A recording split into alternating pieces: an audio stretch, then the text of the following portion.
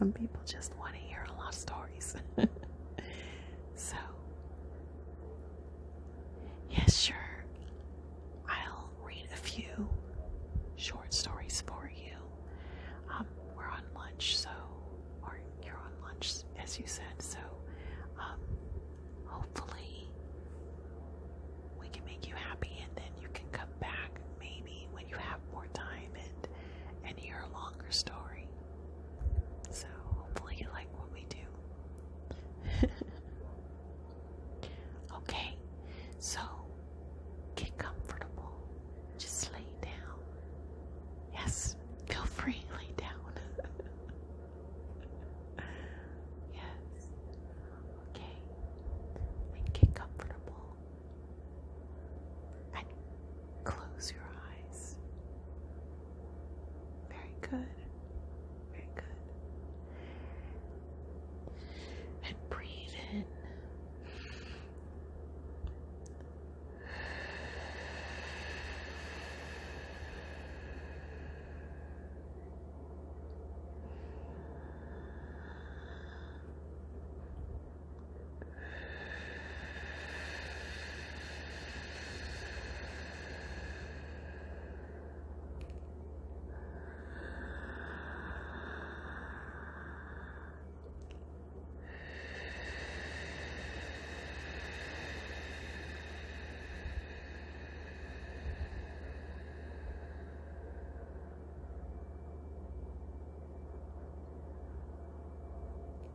I always love to take 3 very big cleansing breaths before I start anything.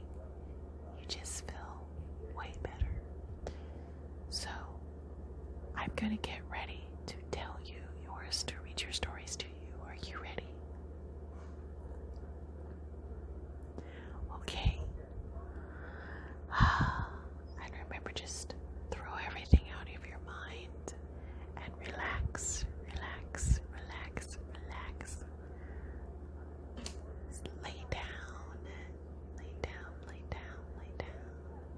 Enjoy, enjoy, enjoy, enjoy. So happy that you came. And I hope that we please you. I hope that we please you. Okay. I'm gonna get ready to read your stories.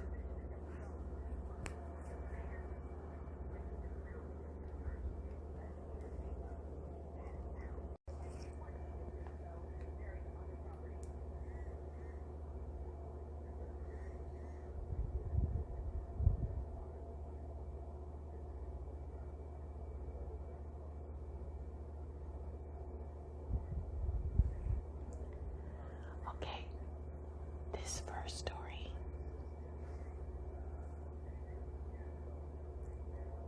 is called Lockdown. And it says Lockdown 1, so maybe there's more. I don't know. The story's called Lockdown 1, so I don't know if there's a 2. I just know this one is called Lockdown 1. I was 12 years old. I was outside with my group of friends. We were laughing and joking about school, and then we went inside because recess was over. About a half hour later, we had a lockdown. We all got in the corner, and the teacher locked the door and turned off the lights.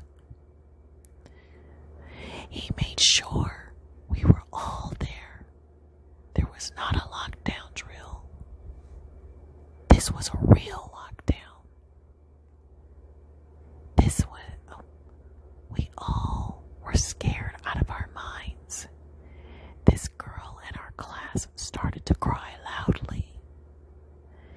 We tried to calm her down, but she started to cry louder when someone pounded on the door and yelled, "I can hear you in there." We put our hands over her mouth so the man would go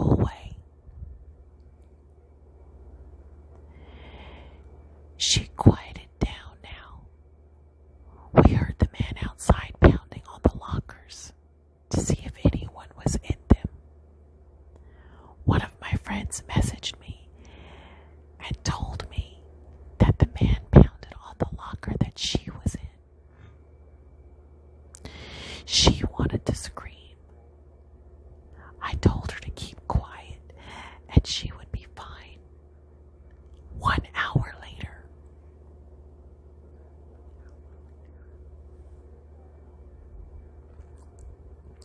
the teacher had a worried look on his face. We didn't know how long it was going to take before the guy would get caught by the police. Then once again, there was a banging at the door. The guy, it was the guy. He said, "I hear you little F's. Come out or I'll kill the little girl in the lockers." I was confused on how he figured out she was in the locker. The girl started to cry again. We knew that if she didn't shut up, we would all die. We put hands over her mouth. Then we heard the police yell, "Drop your weapon," and "Come out with your hands up." Then we heard gunshots and the sound of the man hitting the floor. We were all relieved. We were in the shelter in a place until the man was removed. He was thrown in jail, and we never knew what happened to him after that, but we really didn't care.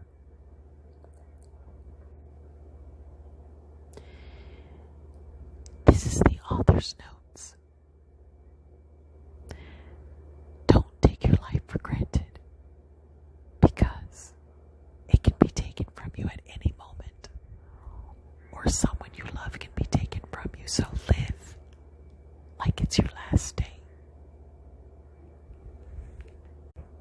Did you like that story? Did you like that story? Did you like that story? Okay, that's good. So, I'm going to read another story. This one's called Drip, Drip, Drip. It's really called Drip, Drip, Drip.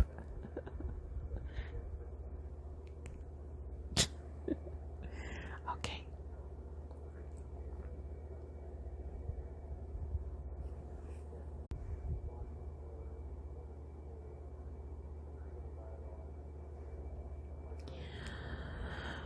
Marie was home alone.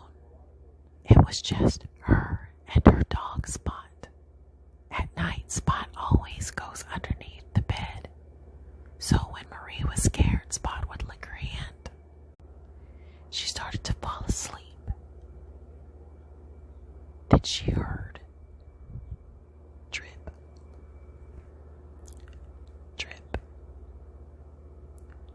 drip. She got up and looked in the bathroom to see if it was dripping. It wasn't dripping. She went back to bed confused. Just before she climbed into bed, she put her hand underneath the bed so Spot could lick it. She felt less scared. Then she heard it again. Drip, drip, drip. She checked every faucet in the house. None were dripping. Even more confused, she placed her hand under the bed again. Spot licked it. She climbed back into bed. Drip, drip, drip. She listened more closely and realized it was coming from the closet. She walked towards it, petrified.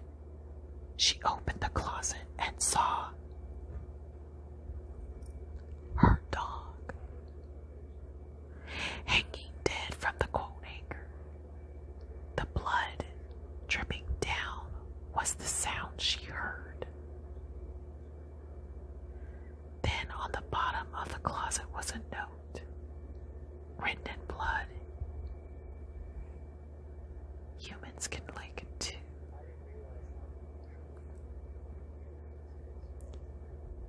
And that was the last thing Mary ever saw.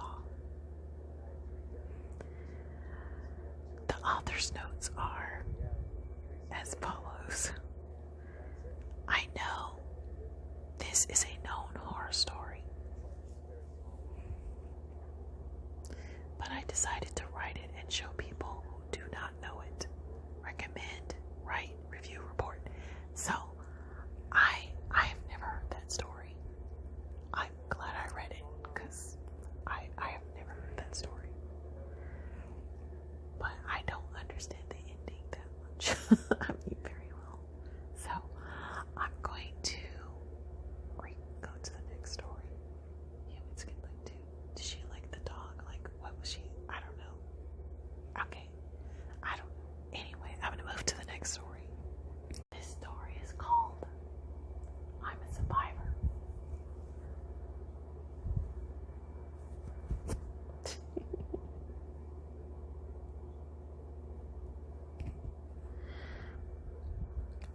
I'm a survivor.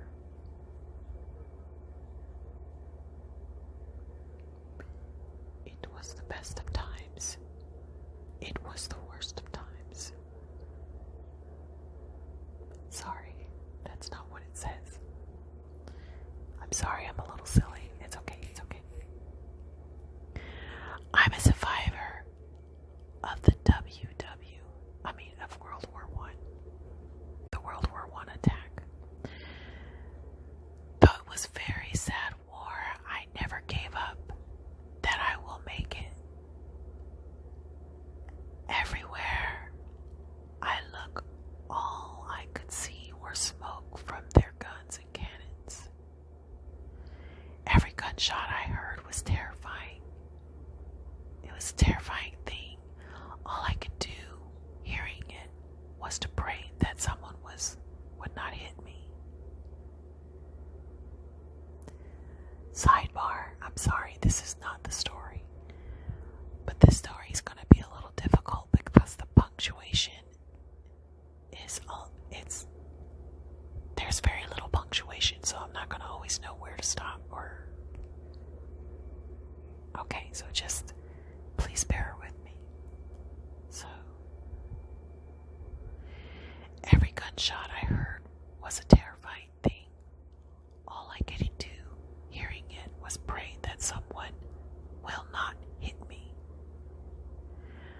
I have prayed and prayed that someone will stop this fight and make peace from the yelling sounds of the guns, cannons, and I don't think if I do something I might get hurt. One night, while I was asleep, I didn't hear any more cannons, gunshots, or yelling. I looked up and I saw that the war was ended. Now that I see the war is done, I can come out and get some food and water and be glad that we are in peace and that there will be no more war. That was my life 50 years ago. And ever since that day, I was no longer afraid of anything, and I hope that my story has made a big difference in your life, saying you should never give up, no matter what you are dealing with. Author's notes. May all those who have fought for us get some respect. Never forget that we are tough as they were.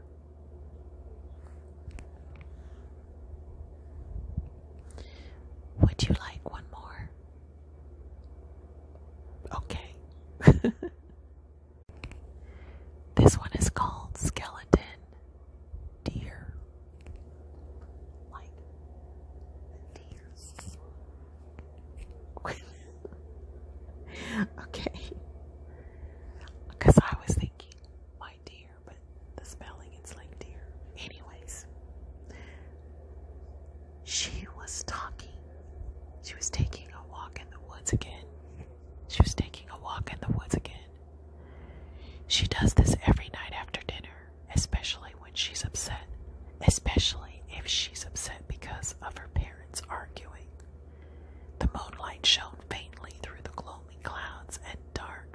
shadows of the leaves. Strange, she thought. There is no wind tonight. Why are the leaves dancing? As she wandered further into the woods, taking the path she never took, she caught a silver glimmer at the edge of her eye. A wolf! She turned just in time to see the wolf, along with its pack, pounce on a magnificent deer who had been staring at her. The wolf pack hungrily tore the wolf open as it struggled helplessly under the grasp of their long jaws. Soon the wolf pack satisfied their hunger and was gone as suddenly as they appeared. She took a step closer to inspect the deer.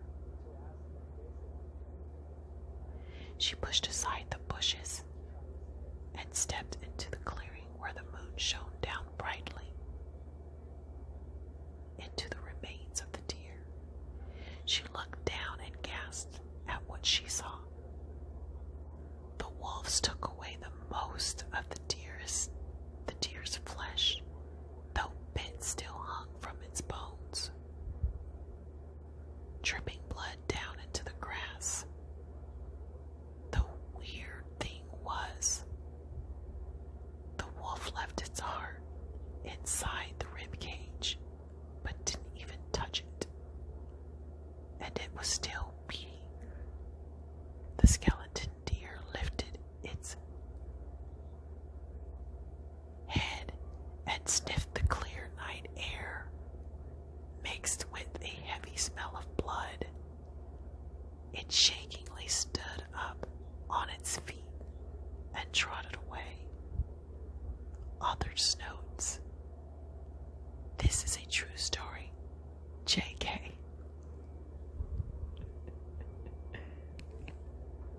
So all of those stories were like scary stories.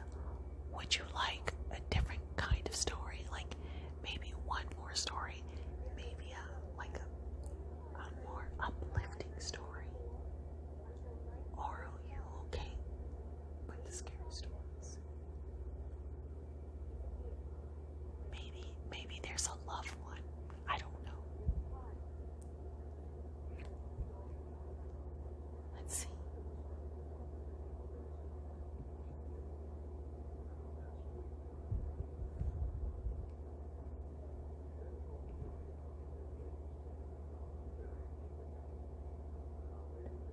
I don't know. I don't think there are love stories.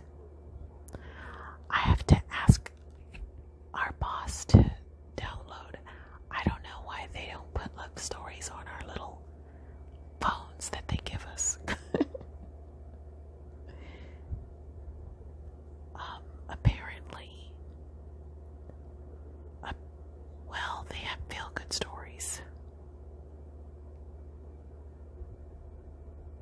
Would you like one? Okay, let's see. Let's see about their feel-good stories. It's just one feel-good story.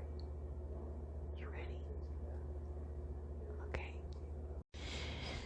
This is our last story. Hopefully it's very good. This is called The Moon is Beautiful. The Moon is Beau. Well, it's just The Moon is Beau. B-E-A-U ... Okay, by Ken. There was once a man and a woman named Lance Darling who were both love-struck with each other. They were inseparable, whether it was dancing, talking, traveling, excessively fawning over each other. They never seemed tired of any of it. The two appeared to be a perfect couple. However, both Lance and Darlene had a dream that would make them the happiest in the world, but it was an unattainable dream. Darlene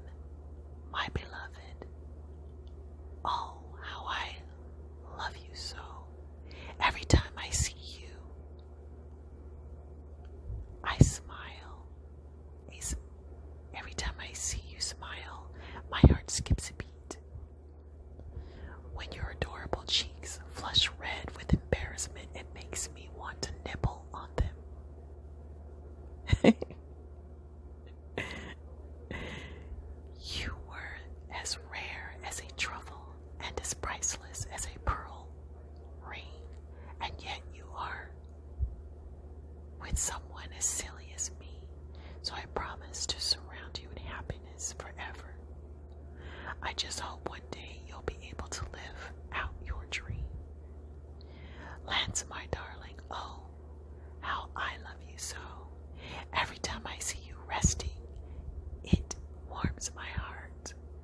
Watching you sleep peaceably makes me want to embrace your warm body for hours through the cold night. Yes, girl, yes. You are as inviting as the Garden of Eden, as enchanting as a prince, and yet you stay with someone as arrogant as I, so I must make sure to fill you with happiness. Hopefully, one of these days, you'll be able to live out your dream. Darling, my beloved, I am so happy. Whenever I am starving, you are there to feed me. Whenever I tumble, you are there to pick me up. Whenever I'm scared, you comfort me. I should be satisfied, and yet I want more. It's not enough. This is not enough to satiate my hunger. Nothing compares to you. No prime meat, no aged wine, no juicy fruit can satisfy the hunger I feel towards you, darling, my love. Forgive this fool, for this dream is to dine with you under a full moon, to savor the moments when our lips and tongues meet for the last time. Lance, my darling, I am so happy. Whenever I'm hungry, you are there. Whenever I'm angry, you are there to calm me. You are there whenever I'm in danger. You are there to protect me. When I am cold, you're there to warm me. I should be content, and yet I desire more. It is not enough. This is not enough to warm my greedy heart. Nothing comes close to you. No castle, no garden. Not even the heavens themselves can compare to the warmth I feel radiating inside you. Lance, my darling, forgive my foolishness, for my dream is to have you. Your warm innards embrace me under a full moon. To feel your walls enclose me like a child in a womb. Darling, my beloved, if I were to give in to my selfish desire, if I were to dine on your succulent lips under a full moon, how would I embrace you? I cannot go through with it, no matter how much my heart aches to do so. No. What I truly dream of more than any hunger I bear is to fulfill your dream, your wish. My darling Lance. Oh, how I wish to fulfill my dream with you. But if I were to satisfy my greedy desire, if I were to wrap you around me like a blanket under the moon, then how would I satisfy your hunger? So I cannot go through with it, no matter how cold the nights are. What I truly desire, more than any warmth, is to fulfill your wish, your dream. Darlene, my beloved, I promise that one day, hopefully your dream will come true, and you may truly be happy.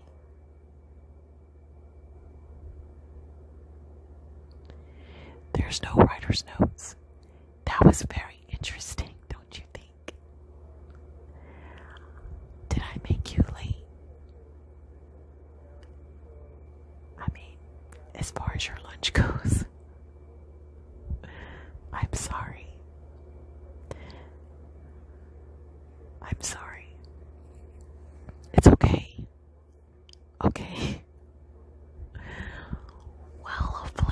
enjoyed yourself.